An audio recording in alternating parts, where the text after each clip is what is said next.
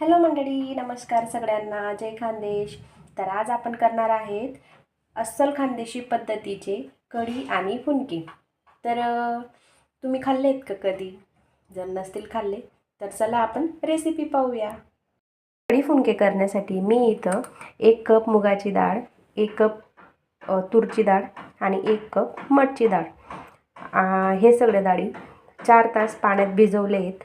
आणि भिजवून झाल्यानंतर स्वच्छ धुवून त्यांना मी आता मिक्सरमधून बारीक करणार आहे. आणि त्यासाठी जे लागणार आहे ते साहित्य आपण पाहूया इथं.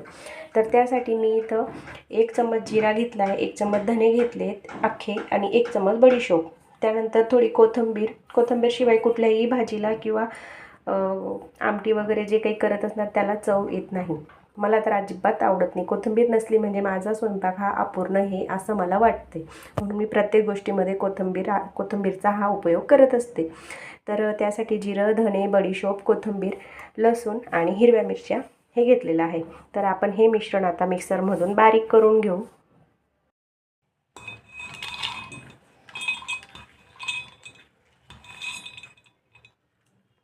जेवढ्या कमी पाणीमध्ये हे तुम्हाला बारीक करता येईल तेवढ्या कमी पाणीचा वापर करायचा आहे. कारण जास्त पाणी झाल्याने हे काय होतं, मिश्रण जे आहे ना ते पातळ होतं आणि त्याचे नाही का आपल्याला फुनके वगैरे हे नीट बांधता येत नाही. हे फुनके म्हणजे नाही का मुठ्ठी बंद करून त्याचे रोडग्यांसारखे तयार करायला लागतात. म्हणून होईल तोपर्यंत यामध्ये आपण पाणीचा कमी वापर करायचा. लागल्यास तर तुम्ही थोडंफार पाणी त्याच्यात यूज करू शकता, बट एकदम पातळ असं पेस्ट करायची नाही. आपल्याला घट्टसर याचं मिश्रण तयार करायचं आहे. चला तर मग आता मी दळून घेते.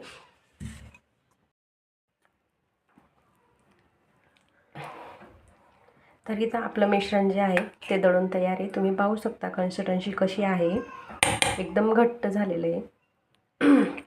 होईल लागत असेल तरच त्यामध्ये पाणी टाकून दळा, नाही तर बिना पाण्याचं दळलं जात असेल तरच दळा. इथं मी फक्त 1च चमचा, तो पण हा चमचा भरून पाणी यूज केलेलं आहे आणि मिश्रण तयार झालेलं आहे दळून.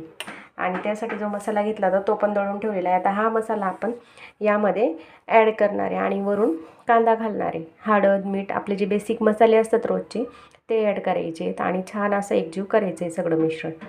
तोपर्यंत मी गॅसवर पाणी ठेवणार आहे स्टीम करण्यासाठी. या पद्धतीने पाणी घेतलं आहे, पातेल्यात गॅस चालू केला आहे, पाणी गरम होईल आणि ही स्टीलची गाळणी त्यामध्ये तेल वगैरे लावून इथं ठेवलं आहे.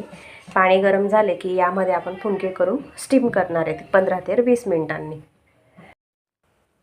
तर इथं मी त्या मिश्रणमध्ये आपण जे तयार केलेली पेस्ट होती, मिरची, कोथिंबीर, लसूण, धने, जिरं वगैरे सगळं ती पेस्ट ॲड केलेली. त्यानंतर त्यामध्ये टेस्टनुसार मीठ टाकले, हळद टाकली, थोडा ओवा टाकला आहे आणि आपला जो खायचा सोडा असतो तो टाकला आहे आणि तेल टाकलं आहे. आणि शेवटी सगळ्यात महत्त्वाचं इन्ग्रेडियंट्स म्हणजे कांदा. तर हे सगळं टाकून मी नाही का हे मिश्रण एकजीव केलेलं आहे. आणि एकजीव करून झाल्यानंतर इथं पाणी गरम झालं होतं, त्याचे मी फुनके तयार केले आणि अशा पद्धतीने मी गाळणीमध्ये त्याला स्टीम होण्यासाठी ठेवले. एक एक करून जेवढे मावत असतील तेवढे तुम्ही त्यामध्ये 15 ते 20 मिनिटं त्याला स्टीम करून 20 मिनिटं स्टीम करा. खूप छान टेस्ट येतो.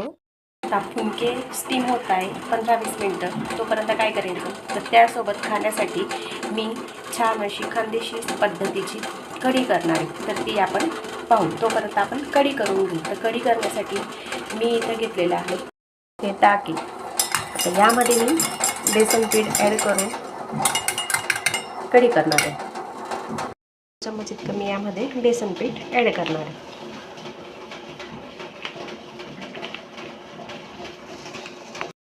तर मंडळी, मी इथं कढीला फोडणी देण्यासाठी मिरच्या कट करून घेतल्या आहे, अख्खा लसूण घेतला आहे आणि महत्त्वाचं मेथीचे दाणे कढीमध्ये ॲड केल्याने इतका छान टेस्ट येतो ना, तुम्ही पण नक्की ट्राय करून बघा. तर चला आपण आता कढीला फोडणी देऊ. त्याला तर मंडळी मग आपण आता कढीला फोडणी देऊ. तर इथे मी एका पातेल्यामध्ये तेल गरम केलं आहे आणि तेल गरम करून झाल्यानंतर त्यामध्ये मी जे आपण मेथी दाणे घेतले होते ते टाकले.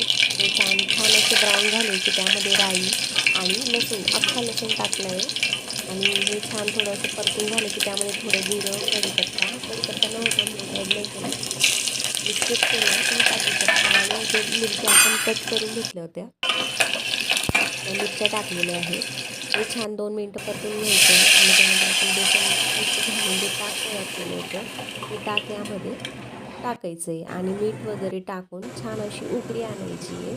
उकळून झाल्यानंतर आपली जी कढी असते ती तयार होते आणि भरपूर अशी कोथिंबीर. तर ह्या ठिकाणी तुम्ही पाहू शकता तिकडं कढी झाली तोपर्यंत इथं आपले फुनके स्टीम होऊन तयार होते.